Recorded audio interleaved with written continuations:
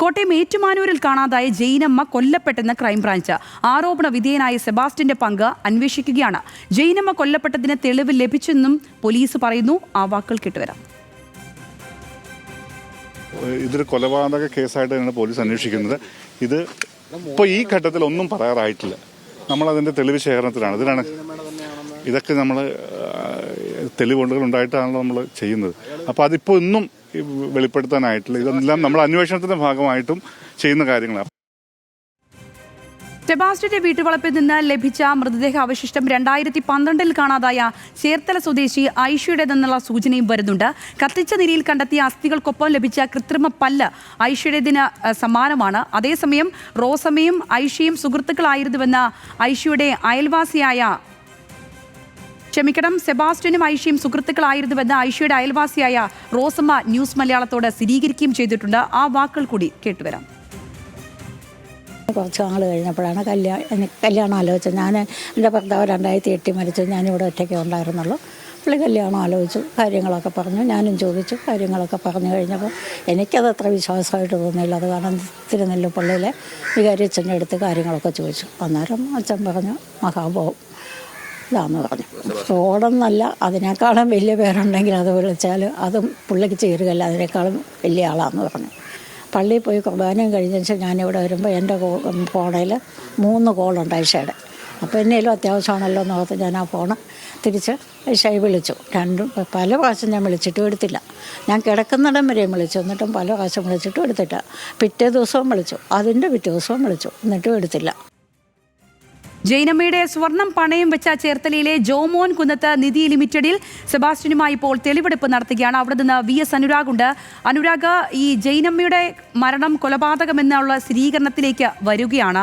അതിന് നിദാനമാകുന്ന കാരണങ്ങളെപ്പറ്റി പോലീസ് പറയുന്നില്ല. ഈ ഘട്ടത്തിൽ എന്തെങ്കിലും സൂചനകൾ വരുന്നുണ്ടോ എന്നുള്ളത് ആദ്യത്തെ കാര്യം.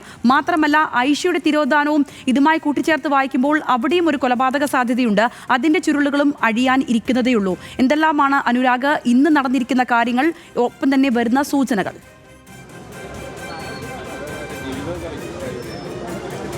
തിരോധാന കേസായി അന്വേഷിച്ചു വന്ന ജൈനമ്മ തിരോധാന കേസാണ് ഇപ്പോൾ അത് കൊലപാതകമായി മാറിയിരിക്കുന്നത്. നിർണായക വഴിത്തിരിവാണ് അത്. കോട്ടയം ക്രൈംബ്രാഞ്ചിന്റെ കോട്ടയം DYSP സ്ഥിരീകരിച്ചിട്ടുമുണ്ട്. അദ്ദേഹം പറയുന്നത് ഇത് കൊലപാതകം എന്ന രീതിയിലാണ് അന്വേഷിക്കുന്നത്. പക്ഷേ ഈ സെബാസ്റ്റ്യനാണ് എന്ന കാര്യത്തിൽ വ്യക്തതയില്ല. കാരണം അദ്ദേഹം കുറ്റസമ്മതം നടത്തിയിട്ടില്ല എന്ന തരത്തിലാണ് അദ്ദേഹം DYSP ഇപ്പോൾ പ്രതികരിക്കുന്നത്. അതിനൊപ്പം തെളിവുകൾ, കൃത്യമായ തെളിവുകൾ, കൊലപാതകമാണ് എന്ന കാര്യത്തിൽ കൃത്യമായ തെളിവുകൾ ലഭിച്ചിട്ടുണ്ട്. അതനുസരിച്ചുള്ള അന്വേഷണം നടക്കുകയാണ്. നേരത്തെ ചേർത്തല DYSP ഓഫീസിന് മുന്നിലുള്ള ശ്രീ വെങ്കടേശ്വര ജ്വല്ലറിയിൽ ജൈനമ്മയുടെ സ്വർണം സെബാസ്റ്റ്യൻ വിറ്റ ഇടമാണ്. അവിടെ എത്തിച്ച് തെളിവെടുപ്പ് നടത്തിയിട്ടുണ്ടായിരുന്നു. പിന്നാലെയാണ് ഇപ്പോൾ ജൈനമ്മയുടെ സ്വർണം പണയം വെച്ചെന്ന് കരുതുന്ന ജോമോൻ കുന്നത്ത് നിധി ലിമിറ്റഡിൽ എത്തിച്ച് തെളിവെടുപ്പ് നടത്തിക്കൊണ്ടിരിക്കുന്നത്. കോട്ടയത്തു നിന്നുള്ള ക്രൈംബ്രാഞ്ച് സംഘമാണ് ഈ തെളിവെടുപ്പ് നടത്തിക്കൊണ്ടിരിക്കുന്നത് എന്നുള്ളതാണ്. നേരത്തെ സൂചിപ്പിച്ചതുപോലെ ഐഷ കേസിലും അത് 2012 കാണാതായ കേസാണ്. ചേർത്തല സ്വദേശിയാണ് ഐഷ. ഈ ഐഷയുടെ കേസിലും സെബാസ്റ്റ്യന് പങ്കുണ്ട് എന്ന നിർണായക വിവരം അന്വേഷണ സംഘത്തിന് ലഭിച്ചിട്ടുണ്ട്. കാരണം കഴിഞ്ഞ ദിവസം ഈ സെബാസ്റ്റ്യന്റെ വീട്ടുപരിസരത്ത് നിന്ന് ലഭിച്ച മൃതദേഹാവശിഷ്ടത്തിലെ പല്ല് അത് ക്ലിപ്പിട്ട കൃത്രിമ പല്ലായിരുന്നു. അത് ഐഷയുടേതിന് സമാനമായതെന്നാണ് ഇപ്പോൾ കണ്ടെത്തിയിരിക്കുന്നത്. അങ്ങനെ ദുരൂഹത നിറഞ്ഞ കേസാണ്. നിലവിൽ ഇപ്പോൾ ജൈനമ്മ കേസ് അന്വേഷിക്കുന്ന സംഘമാണ് ഇപ്പോൾ തെളിവെടുപ്പ് പൂർത്തിയാക്കിക്കൊണ്ടിരിക്കുന്നത്. ആലപ്പുഴ ക്രൈംബ്രാഞ്ച് സംഘമായിരിക്കും ബിന്ദു പത്മനാഭൻ തിരോധാന കേസും അതുപോലെ തന്നെ ഐഷ തിരോധാന കേസും അന്വേഷിക്കുക. നിലവിൽ എന്തായാലും ജൈനമ്മ കേസിൽ അത് വഴിത്തിരിവായിരിക്കുകയാണ്. അത് കൊലപാതകമാണ് എന്ന കാര്യത്തിൽ സ്ഥിരീകരണം ഉണ്ടായിരിക്കുന്നു. ഇനി പുറത്തു വരേണ്ടത് അത് സെബാസ്റ്റ്യനാണോ ചെയ്തത്, ആണെങ്കിൽ എന്തിനാണ് ചെയ്തത് എന്നടക്കമുള്ള കാര്യങ്ങളാണ് ഇനി പുറത്തു വരേണ്ടത്. എന്തായാലും വൈകിട്ടോടുകൂടി തന്നെ DYSP മാധ്യമങ്ങളെ കാണുമെന്നാണ് മനസ്സിലാക്കുന്നത്. അങ്ങനെയാണെങ്കിൽ ഇക്കാര്യത്തിൽ കൂടുതൽ വ്യക്തത ഉണ്ടാകും. ഇവിടെ നിന്ന് ഇനി പോകുന്നത് സെബാസ്റ്റ്യന്റെ വീട്ടിലേക്കായിരിക്കും, പള്ളിപ്പുറത്തെ വീട്ടിലേക്കായിരിക്കും.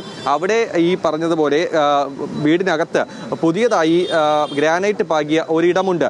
ആ ഇടം ഒരു ദുരൂഹത ഉയർത്തുന്ന സ്ഥലമാണ്. അങ്ങനെ ആണെങ്കിൽ അവിടെ എത്തിച്ചുള്ള തെളിവെടുപ്പ് നിർണായകമാകും. അവിടെ എത്തുമ്പോൾ കൂടുതൽ തെളിവുകൾ ഈ കേസുമായി ബന്ധപ്പെട്ട് ലഭിക്കുമോ എന്നുള്ള കാര്യമാണ് അന്വേഷണ സംഘം കൂടി ഈ ഘട്ടത്തിൽ ഉറ്റുനോക്കുന്നത്. എന്തായാലും ഞെട്ടിപ്പിക്കുന്ന സംഭവമാണ് ഈ ഉണ്ടായിരിക്കുന്നത്. തിരോധാന കേസ് അത് കൊലപാതക കേസായി മാറിയിരിക്കുന്നു. ഇനി പുറത്തു വരേണ്ടത് ആരാണ് ഈ കൊലപാതകം നടത്തിയത്, സെബാസ്റ്റ്യൻ ആണെങ്കിൽ എന്തിനാണ് എന്നടക്കമുള്ള ചോദ്യത്തിന് ഉത്തരം വൈകിട്ടോടെ തന്നെ വ്യക്തമാകും.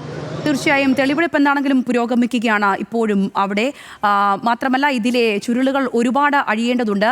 അന്വേഷണ ഉദ്യോഗസ്ഥർ അത് കൊലപാതകമെന്ന് പറയുമ്പോൾ അതിന്റെ തെളിവുകൾ ഏത് രീതിയിലാണെന്നുള്ളത് അറിയേണ്ടിയിരിക്കുന്നു. VS അനുരാഗാണ് അവിടെ നിന്നുള്ള വിശദാംശങ്ങൾ പങ്കുവച്ചത്.